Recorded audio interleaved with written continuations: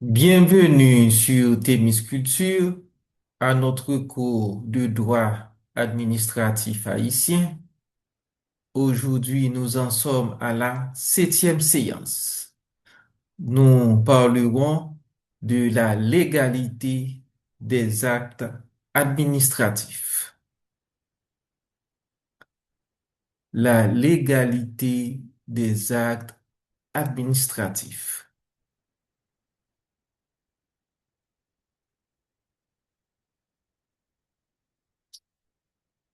La loi est l'expression de la volonté générale, car elle est l'œuvre du Parlement composé des représentants du peuple.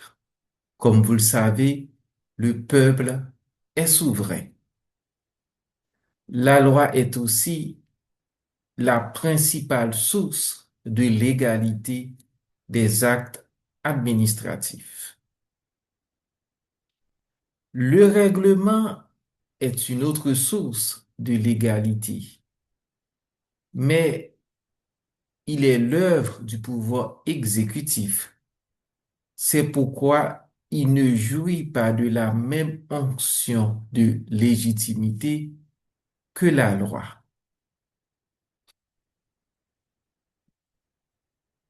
Donc, il y a deux sources de légalité des actes administratifs. Il y a d'abord la loi, l'expression de la volonté générale, œuvre des représentants du souverain, du peuple. Et ensuite, il y a le règlement qui a un statut inférieur par rapport à la loi. Le règlement est aussi une source de légalité et il est l'œuvre du pouvoir exécutif. Entre la loi et le règlement, il n'y a pas tant une différence matérielle. La différence est plutôt organique, c'est-à-dire c'est pas le même organe qui est à l'origine de la loi et du règlement.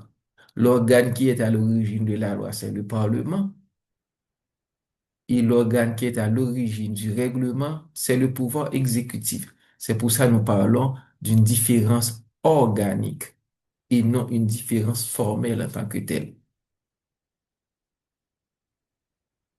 Parlons d'abord la loi, qui est la principale source de l'égalité des actes administratifs, rappelons-le. La Constitution haïtienne du 29 mars 1987 précise les domaines qui sont réservés à la loi. Selon la Constitution, il y a différentes matières qui doivent être réglées par la loi. C'est la loi qui règle, c'est la loi qui détermine les règles relatives à la nationalité haïtienne, les règles relatives à l'exercice des droits civils et politiques, les conditions de reconnaissance des religions et des cultes, les conditions de reconnaissance et de fonctionnement des partis politiques. C'est aussi la loi qui règle les modalités d'acquisition et de jouissance de la propriété privée, les règles qui conditionnent l'exploitation des mines et des carrières, les conditions d'admission et de séjour des étrangers. C'est encore la loi qui protège la propriété scientifique, littéraire et artistique. La loi fixe les conditions de la liberté et du secret de correspondance. Le vote de la loi budgétaire est une prérogative essentielle du Parlement, en priorité de la Chambre des députés. Par ailleurs, c'est la loi qui règle l'organisation et le fonctionnement des collectivités territoriales. Des lois organiques déterminent l'organisation et le fonctionnement des institutions indépendantes et autonomes créées par la Constitution, principalement la Cour supérieure des comptes et du contentieux administratif, le Conseil constitutionnel et plus généralement l'organisation judiciaire. Pour le fonctionnement de ces institutions, il faut une loi.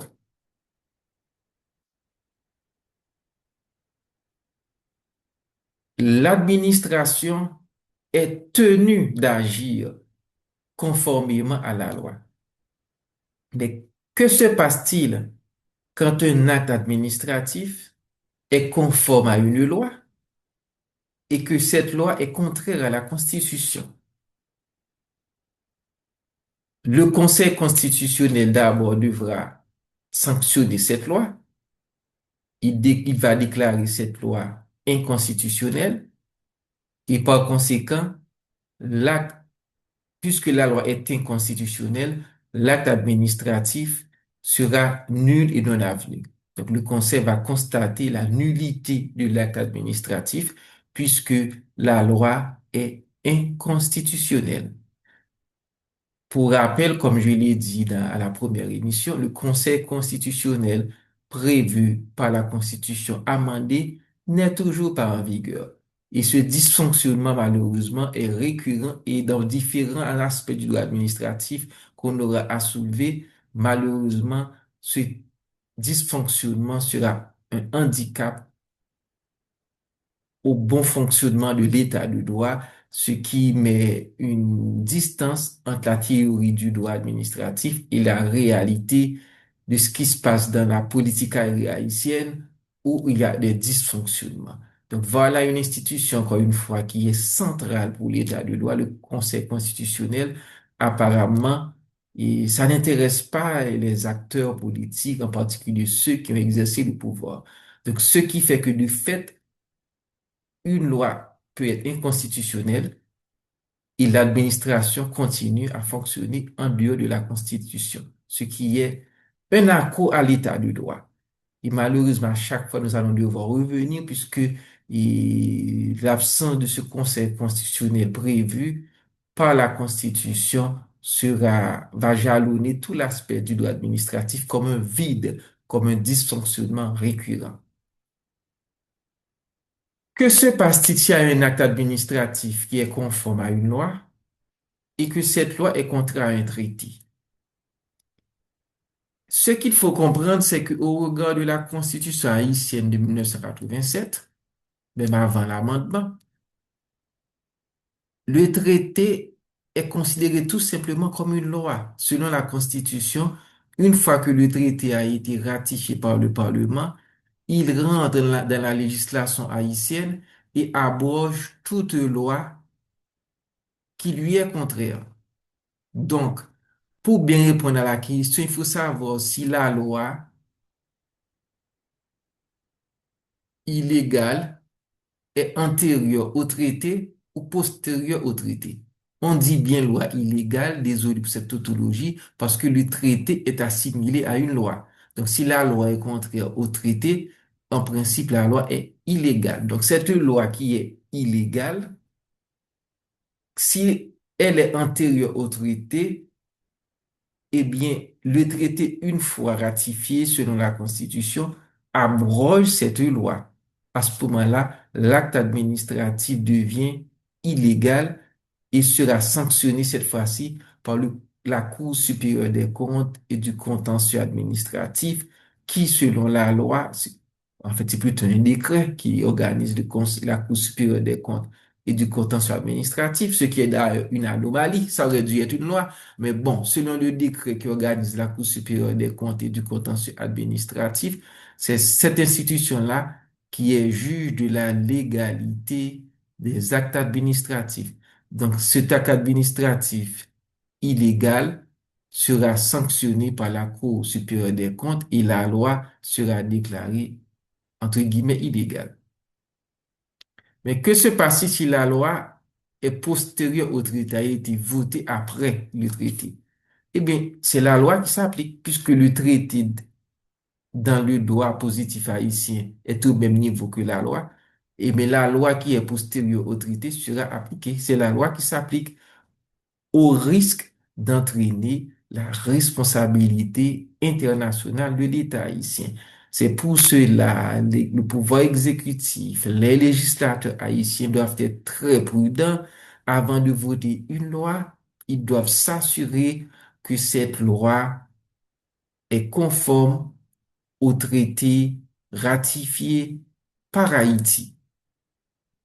Dans le cas contraire, les tribunaux n'auront pas d'autre choix que d'appliquer cette loi contraire au traité, ce qui risque d'entraîner la responsabilité internationale de l'État haïtien. Autre source de l'égalité, comme on avait dit, c'est le règlement. Mais le règlement ne jouit pas de la même onction de légitimité que la loi. C'est pour ça que le règlement a un statut inférieur à la loi. Donc, dans la hiérarchie des normes en Haïti, il y a d'abord la Constitution, ensuite la loi, et puis en troisième position, le règlement. Les domaines qui ne sont pas réservés par la Constitution à la loi peuvent faire l'objet de règlements. Mais attention, même dans ces domaines-là, le Parlement, si juge nécessaire, peut toujours voter des lois. Parce que la Constitution donne pouvoir au Parlement de voter des lois sur tout objet d'intérêt général. Si le Parlement estime qu'un objet est un objet d'intérêt général, il peut toujours décider de voter une loi pour organiser cet objet-là, même si c'est pas un objet spécifiquement réservé par la loi. Mais sinon, si le législateur n'intervient pas, alors dans tous ces domaines-là qui ne sont pas réservés par la Constitution à la loi, eh bien, ces objets-là peuvent faire l'objet du règlement. Maintenant, qui a le pouvoir de prendre des règlements? Donc, tout dépend s'il s'agit d'un règlement. À ce moment-là, pour savoir qui peut prendre des règlements, il faut faire la différence entre le pouvoir réglementaire général et le pouvoir réglementaire spécial. Quand on dit pouvoir réglementaire général, ce sont des règlements d'ordre général qui concernent tout le pays, toute la République d'Haïti, or que le pouvoir réglementaire spécial concerne certains secteurs spécifiques ou certains lieux spécifiques. D'abord, le pouvoir réglementaire général. Ce pouvoir réglementaire général est d'abord exercé par le Premier ministre.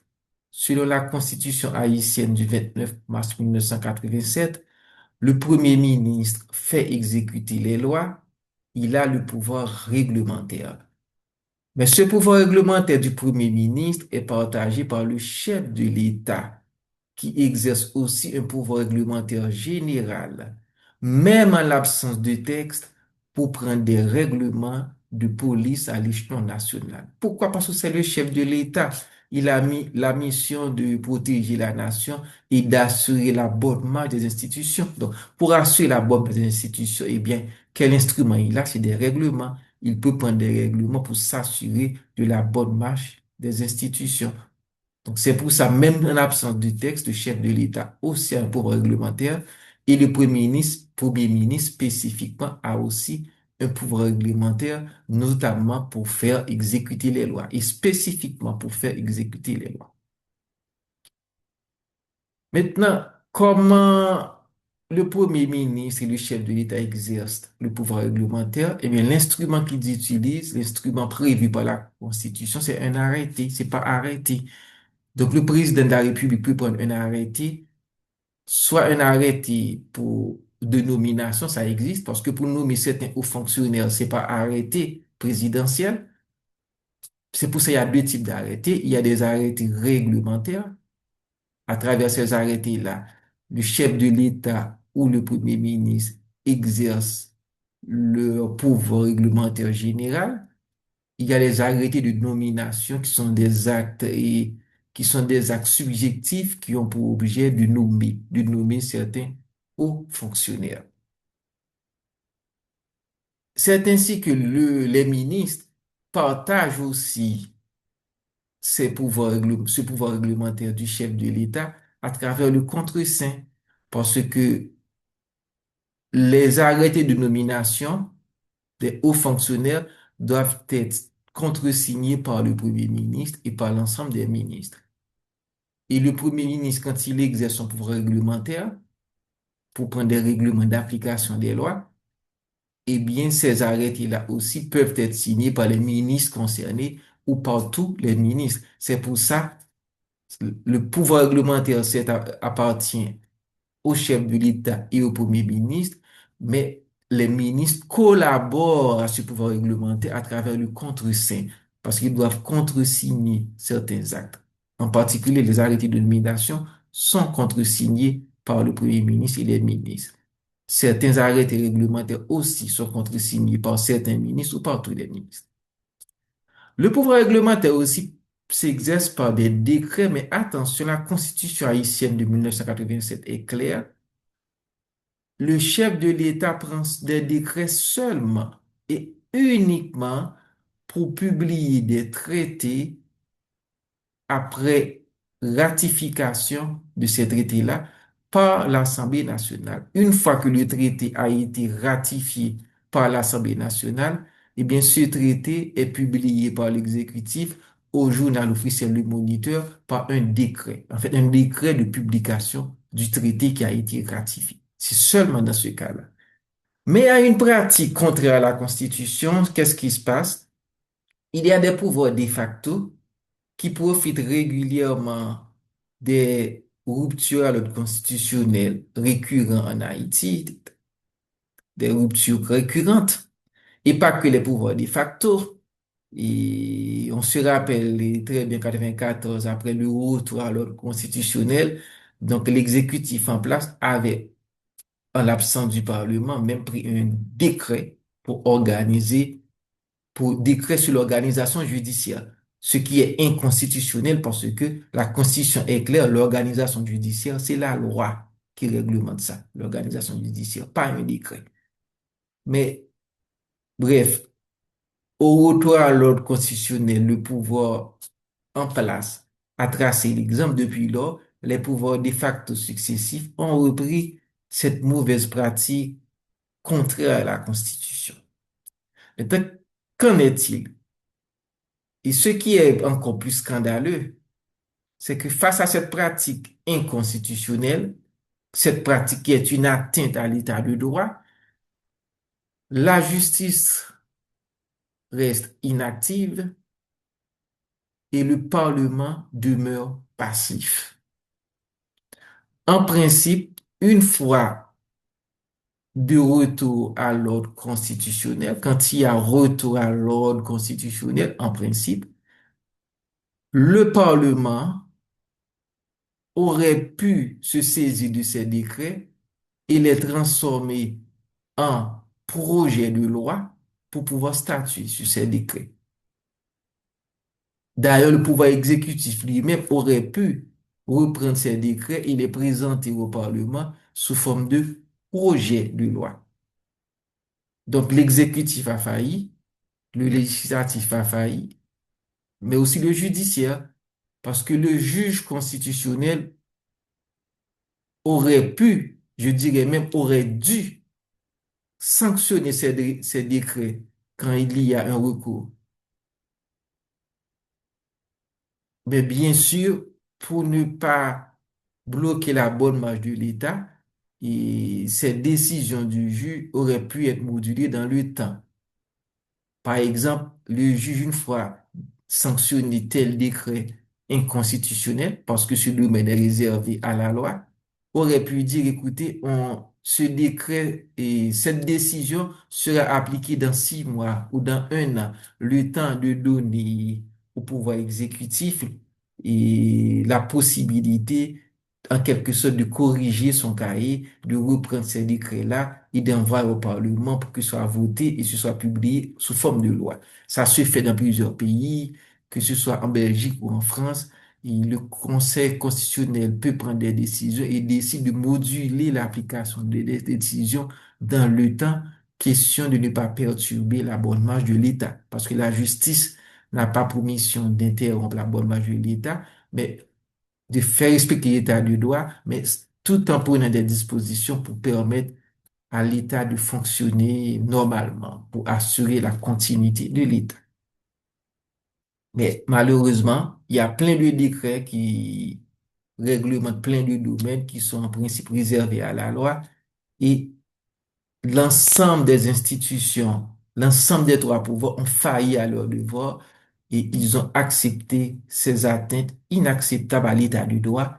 Et c'est à nous, comme citoyens, de nous réveiller et de veiller à ce que l'état du droit soit appliqué quand les institutions faillissent. En ce sens, le droit administratif, c'est un outil d'éducation citoyenne, mais c'est aussi un instrument de bonne gouvernance. C'est pour ça que ces émissions auraient dû intéresser tous citoyens, pas seulement les juristes.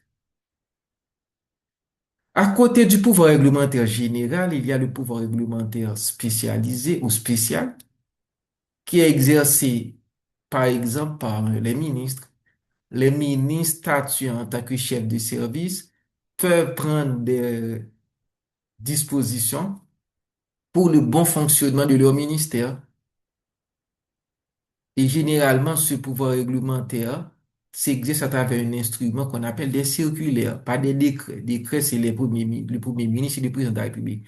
Mais le ministre, dans le cadre de son ministère, peut prendre des circulaires pour expliquer aux fonctionnaires concrètement comment appliquer la loi. Parce que la loi n'est pas toujours, ne rentre pas dans les détails pratiques, donc on peut prendre un circulaire pour expliciter. Comme ça, le fonctionnaire sait. Comme ça, on donne une marche à suivre aux fonctionnaires. Imaginez s'il y a une loi qui donne et, des règles générales pour reconnaître, par exemple, bon, imagine une loi sur l'éducation qui dit voilà les conditions à remplir pour que une école primaire ou secondaire soit reconnue. Ok, la loi donne le cadre général.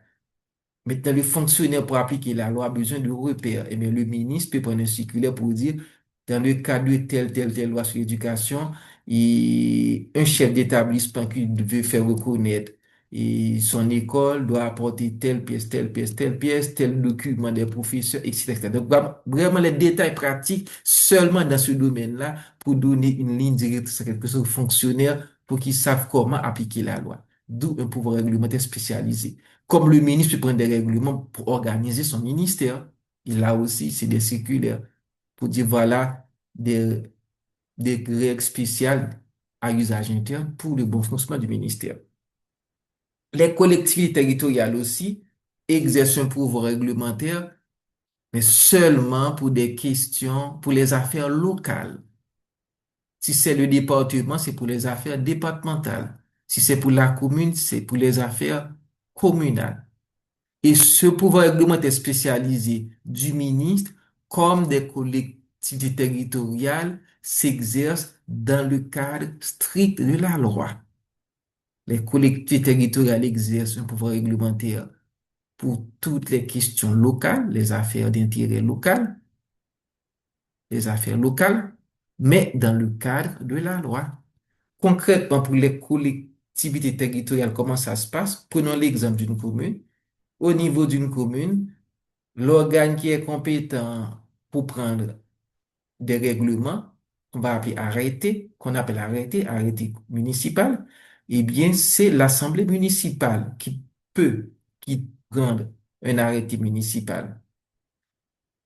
Et le conseil municipal, en particulier le maire, c'est à lui d'exécuter l'arrêté municipal. Mais encore une fois, comme on n'est pas dans un état de droit, en Haïti, comme les communes fonctionnent sans assemblée municipale, le maire, c'est lui de fait qui prend des arrêtés municipaux. Dans le cadre strict de la loi, il n'a pas le droit. Il s'arroge un pouvoir qu'il n'a pas. Mais bon, c'est accepté, ça passe. Mais normalement, le rôle du maire, c'est d'appliquer l'arrêté, de faire exécuter l'arrêté. C'est à l'assemblée municipale de prendre l'arrêté. Donc, l'Assemblée municipale, c'est comme un petit parlement au niveau local, comme il y a un parlement au niveau national. Au niveau national, c'est le parlement qui prend la loi et le premier ministre fait exécuter les lois. Et bien, au niveau local, c'est pareil. Au niveau communal, c'est pareil. L'Assemblée municipale, c'est elle qui prend. l'arrêté municipal. Bien sûr, c'est le maire ou le conseil municipal qui propose le texte, qui propose l'arrêté. Comme souvent, c'est l'exécutif qui propose un projet de loi. Donc, bien sûr, c'est le conseil municipal qui prépare le texte. Mais c'est à l'Assemblée municipale de voter, donc il faut une majorité. Une fois l'Assemblée municipale, petit parlement de la commune, en fait, vote l'arrêté, à ce moment-là, c'est le rôle du maire d'appliquer l'arrêté. Mais en Haïti, encore une fois, en ce que dit la théorie de la réalité, c'est souvent, il y a beaucoup de différences à cause des dysfonctionnements. Par exemple, les chefs, nos élites politiques n'en ont cure. Ils n'ont aucun problème d'agir contre la loi. Pour eux, ça n'a aucune importance. C'est extraordinaire. Après, on s'étonne que ça ne fonctionne pas. On s'étonne qu'il y ait des dysfonctionnements. Qu'est-ce que ça coûte de mettre en place l'Assemblée municipale? Qu'est-ce que ça coûte de mettre en place le Conseil constitutionnel et tous les organes prévus par la Constitution? C'est pas leur priorité.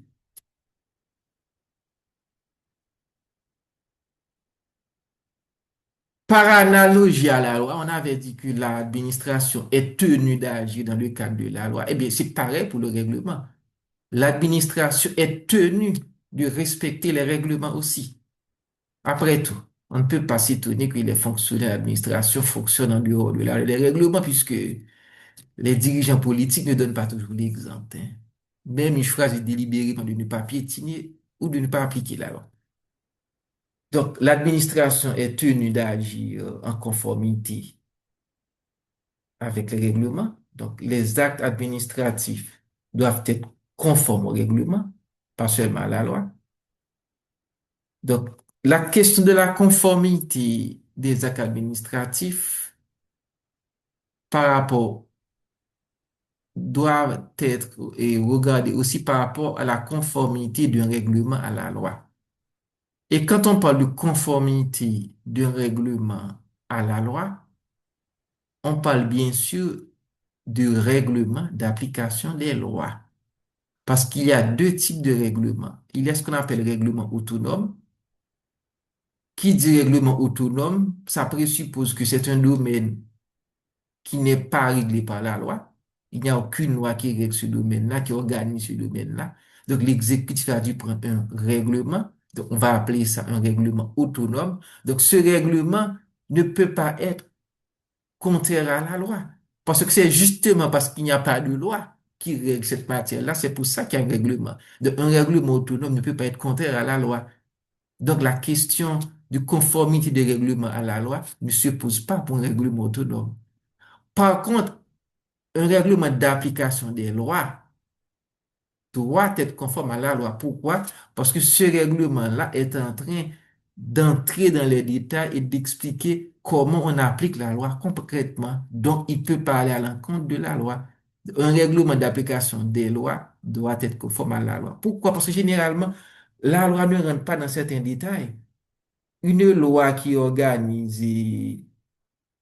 le fonctionnement de la police et de l'armée, par exemple, va dire de manière générale, par exemple, il faut choisir et le chef, le commandant-chef de l'armée parmi les officiers généraux. Il faut choisir le directeur général de la police parmi les officiers généraux. Mais ça, c'est un cas général, mais on peut prendre le règlement d'application de cette loi-là pour dire, voilà les principes qu'on va mettre en place pour permettre à quelqu'un de devenir officier supérieur, ensuite officier général. On peut rentrer dans ces détails-là. Mais le règlement ne va pas dire, par exemple, on va choisir un colonel pour mettre à la tête de l'armée. À ce moment-là, le règlement va à l'encontre de la loi et à l'encontre de la Constitution d'ailleurs, puisque la Constitution déjà, il donne des critères pour choisir les officiers et le commandant-chef de l'armée, de la police. Mais ce qu'il faut comprendre, le règlement de l'application des lois explicite la loi, complète des détails qui sont pas abordés par cette loi, mais ne peut pas aller à l'encontre de la loi. Il doit être conforme à la loi, puisque c'est un règlement d'application des lois. Donc, ce règlement ne peut pas aller à l'encontre de la loi qu'il est censé appliquer, expliciter. Un règlement autonome, ça veut dire qu'il n'y a pas de loi. Donc, s'il n'y a pas de loi, donc il n'y a pas moyen d'aller à l'encontre de la loi. Donc, qu'on soit clair, donc, un règlement doit être conforme à la loi. Donc, sous-entendu, le règlement de l'application des lois. On ne parle pas de règlement autonome. Maintenant, que se passe-t-il si un acte administratif est conforme à un règlement et que ce règlement est contraire à la Constitution? Encore une fois, on a besoin du Conseil constitutionnel qui n'est toujours pas mis en place, en théorie, parce que il y a des dysfonctionnements.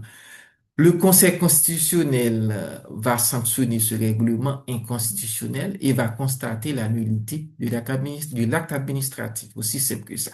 Mais bon, il n'y a pas de Conseil constitutionnel et on fonctionne en dehors de l'état de droit.